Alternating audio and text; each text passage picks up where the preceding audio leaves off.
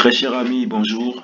Toujours sur la continuité de notre webinaire sur les fondamentaux d'audit, assertion, risque et matérialité.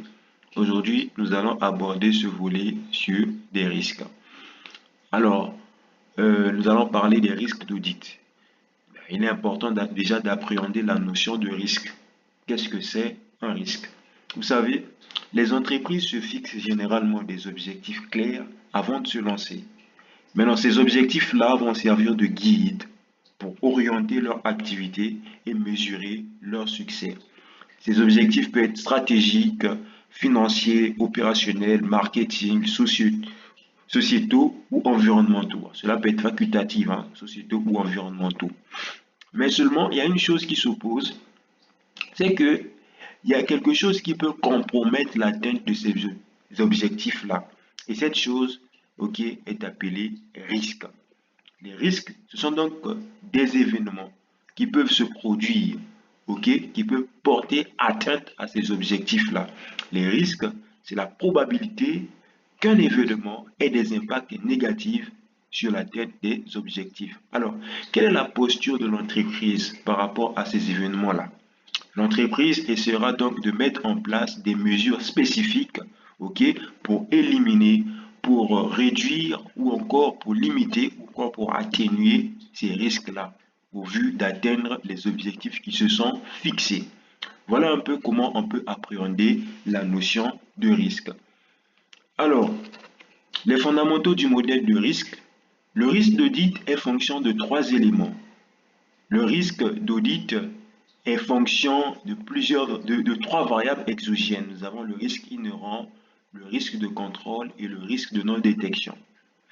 Donc, cette formule peut être représentée de différentes manières, mais elle exprime toutes le même concept. OK? Alors, nous allons essayer un peu de définir, d'éclaircir un peu la notion de risque, là, comment on peut l'appréhender. C'est quoi le risque d'audit? C'est quoi le risque inhérent? Voilà.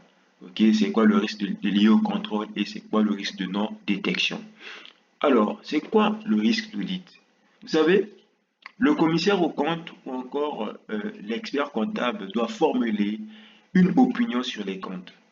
Et il faut qu'il s'assure que ces comptes, ok, soient réguliers et sincères. Ok?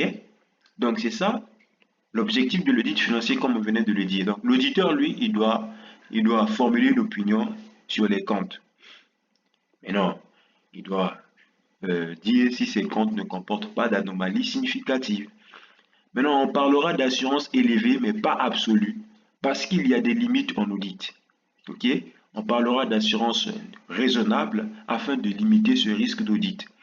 Donc, le risque d'audit, c'est ce niveau de risque-là que l'associé d'audit est prêt à accepter concernant une opinion erronée dans les états financiers. Donc, l'associé d'audit doit fixer un niveau de risque acceptable. Ok? Le risque d'audit, appelé seuil de risque acceptable. Maintenant, en fonction de l'importance des états financiers et des attentes des utilisateurs, si le risque détecté dépasse ce seuil, l'auditeur doit ajuster la portée de ses tests pour réduire donc le risque à un niveau acceptable. Donc, c'est ce que nous devons comprendre du risque d'audit. Maintenant, les composants du risque d'audit, nous avons les risques inhérents, les risques liés au contrôle, les risques de non-détection. Il y aura des gens qui peuvent le scinder. On vous dira que non, les risques inhérents et les risques liés au contrôle sont des risques d'anomalies significatives. Et donc, ils se décomposent en deux, risques inhérents et risques liés au contrôle. Le risque inhérent, c'est la possibilité qu'une anomalie significative se produise dans les comptes. Donc, quand on parle des risques inhérents, ce sont des risques qui est intrinsèque ou encore qui est lié, qui est inhérent à l'activité de l'entreprise. Par exemple, une entreprise de mode peut souffrir si la tendance change soudainement et que ses collections deviennent démodées. Il peut y avoir, en fait, il peut y être causé par plusieurs facteurs. OK? Euh, Par exemple, il peut y avoir une obsolescence technique, des difficultés sur le marché. L'un des facteurs de ces risques aussi peut être lié à l'environnement financier, des failles des fournisseurs, des trésoreries insuffisantes ou encore des risques inhérents à l'environnement juridique. OK? Et ça peut être des problèmes de l'expérience des dirigeants, l'intégrité de la direction. Maintenant, l'auditeur doit identifier ces risques et les qualifier de faibles, forts. OK? Maintenant, après, il déterminera ensuite des comptes et des assertions concernées. Maintenant, le risque lié au contrôle.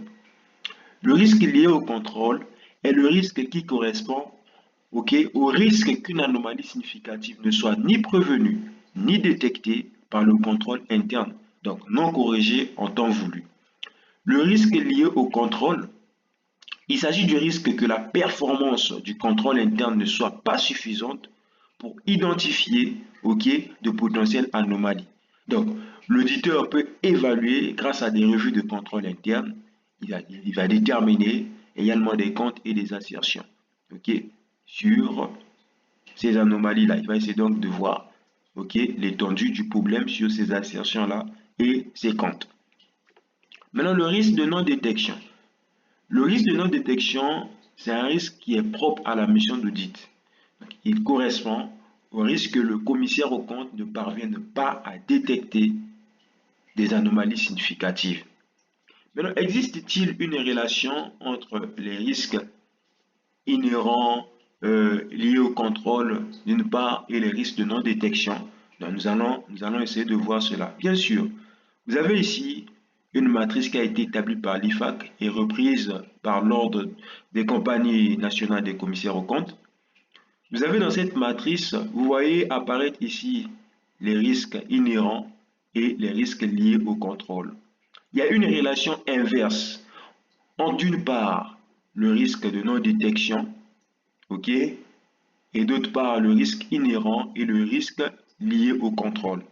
Prenons par exemple un exemple ici. Prenons par exemple, voyons voir ce qui se passe ici.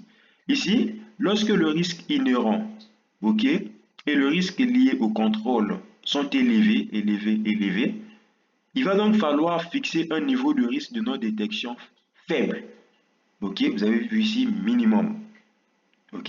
Et donc, il y a bien une relation inverse, puisque le risque inhérent et le risque lié au contrôle sont élevés, il faut fixer un niveau de risque de non-détection faible afin de réduire le risque d'audit à un niveau acceptable et inversement.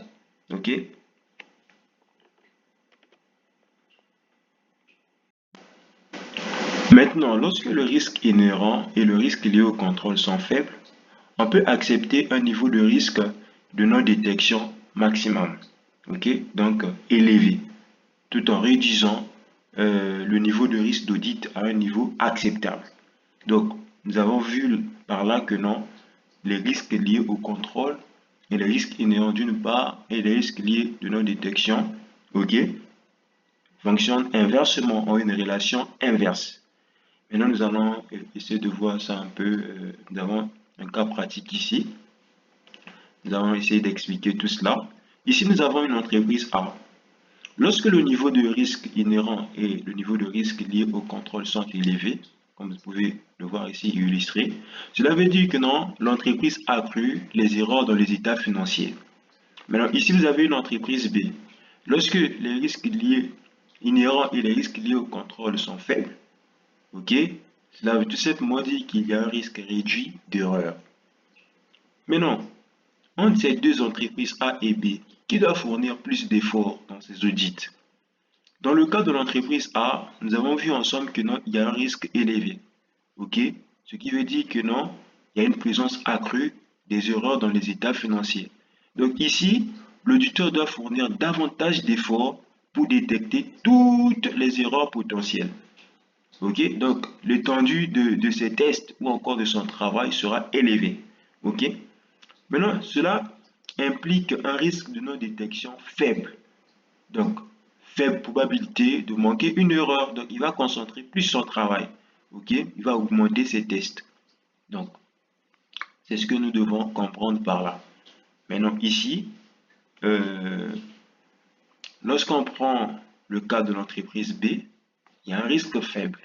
Cela veut dire qu'il y a un risque réduit d'erreur. Donc, ici, l'auditeur peut consacrer moins de temps au test, car il y a moins d'erreurs potentielles à détecter. Cela implique un risque de non-détection élevé. Donc, plus grande tolérance au risque de ne pas détecter une erreur. Donc, c'était un peu, c'est comme ça que on peut appréhender donc la notion de ces risques-là. Donc, c'est comme ça que les risques liés au contrôle et les risques euh, inhérents, ok, fonctionnent inversement au risque de non-détection. J'espère que vous avez compris et que c'était clair pour vous. Merci beaucoup.